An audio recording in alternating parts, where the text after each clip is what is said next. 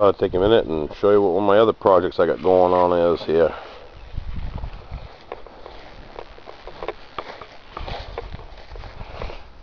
There's my 1960 Chevy Biscayne 4-door.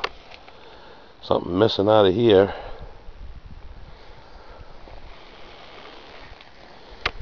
You know, for a car that's been in Maine all of its life, it's in pretty decent shape.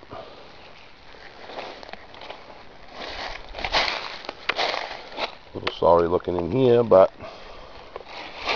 there's some personality in that dash.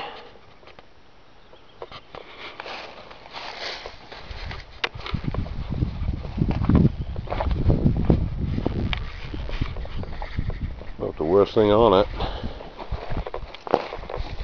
That right there. We'll get to that eventually. But it's not why I'm walking around out in the dooryard with my camera going. Finally got the missing piece back I needed.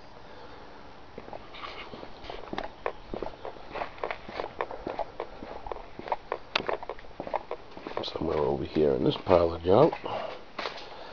So I can get that bad boy planted in there. I ain't gonna bore you with all the details, but old Rodenstein's gonna take a break outside here while I figure out what I'm gonna do with the whole engine situation.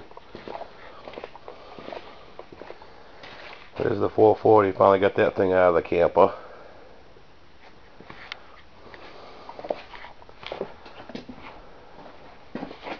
That is a monster motor.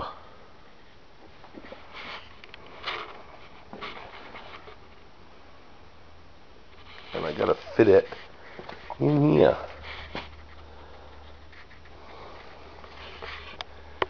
Good luck to me, I guess. But anyway, just a brief update to let the folks that are hollering for videos know I haven't decided to go on the PGA tour or nothing. Still right here numbing it around.